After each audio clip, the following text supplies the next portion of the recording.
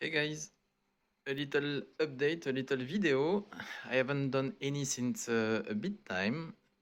Somehow I can apologize, but more importantly, I have to explain you at one point what did happen and why it was. It put me a little bit not in the mood to do some video, I would say. And today, let's start slowly with a quite common topic and a quick one. We are focusing on the Tropheus. Between the two tanks, fake twins. And today I would like to show you how is it possible, or how I used to do water change in this tank. So Tropheus, as you can see, I will share with you a little bit closer look. This is a red rainbow Tropheus from Tanganyika Lake, and all are the same age. This is F1, and they are soon 1 year old, and starting for some of them, dominant ones to color up. So typically you do have two main territory here and here, and you have some dominant with nice color taking care of this territory. But since there are plenty of fish in the water, the aggressivity diffusion is working fine until now. So by the way, Tropheus are algivore and slow metabolism, temperature not that high. I say everything in comparison to the other tank, meaning that in fact you don't put so much material in the water, so pollution is rising up slowly, I would say. And I don't use to do water change each week as others can do, as I do with the discus tank over there. And the reason is there's no that much pollution, I would say.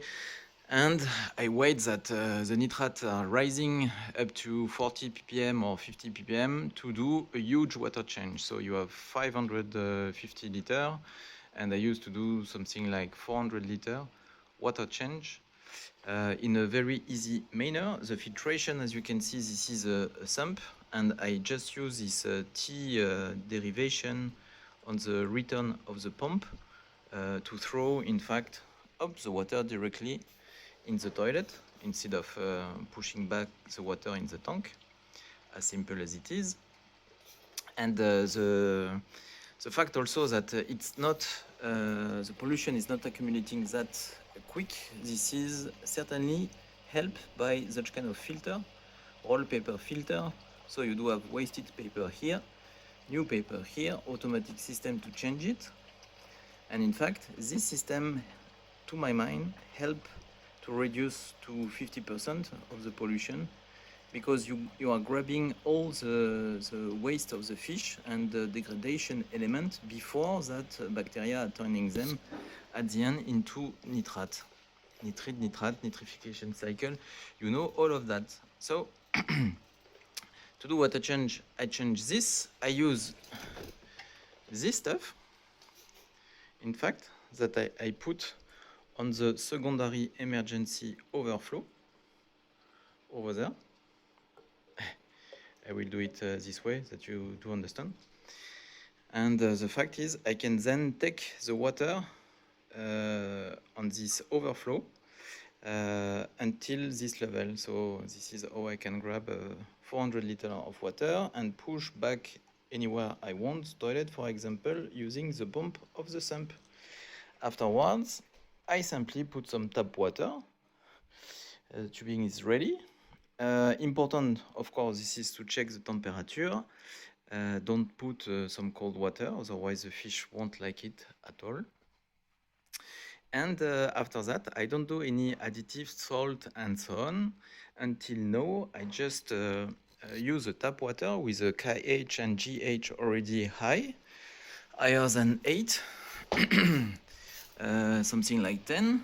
And you see, I do have a nice pH raised up to 8.7, and the only additive material over there, this is this cartridge, and in fact it's more about phosphate absorption, and I would say, tac, I do have phosphate absorption. I do have some material to clean a little bit the water and maybe to rise up the KH slowly but surely. And here you do have also ozone, ozone generator, ozone reactor, UV sterilizer, but also neutralizer of ozone whatsoever. So the point of the video today, it's not the filter system, but water change easily done. And by the way, as the other tank, I used to have some glass top 4 millimeter on this 75 centimeter bright tank, and it is holding perfectly. You just have to manipulate nicely. But as you can see, when you don't have it, it's even nicer to see this levitating lightning system. And as you may have observed since I'm talking, here we do have installed now another kind of lamp. This is Orphec. I let you do a search and feel free to ask me about this lamp. And I shut down the aqua illumination, HD 16 freshwater, and let this one running with a on-off basic programming right now over the tank to see the reaction. What I really like, this is a light spectrum, the coloration, because of the different colors that you do have here. And since this is very few LED, you still have this flickering effect on the ground without using that much energy. Here you have 60 watts and the complete LED bar is also using 60 watts. So this is a cool thing. So a very nice effect, but here in Europa / Germany, it's not that easy to let the tank open because of evaporation.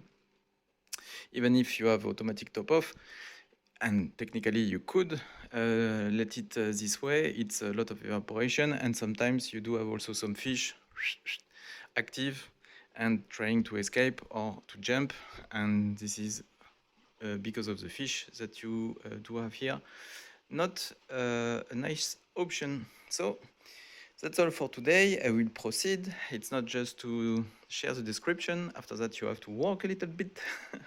But this is very quickly done. The pump is powerful. This is Aquamedic 5.2, so it's 2,500 liters per hour throwing to the toilet. This guy is really slower, but it's not a big deal. You can do things in parallel, waiting the tank to get back the proper water level.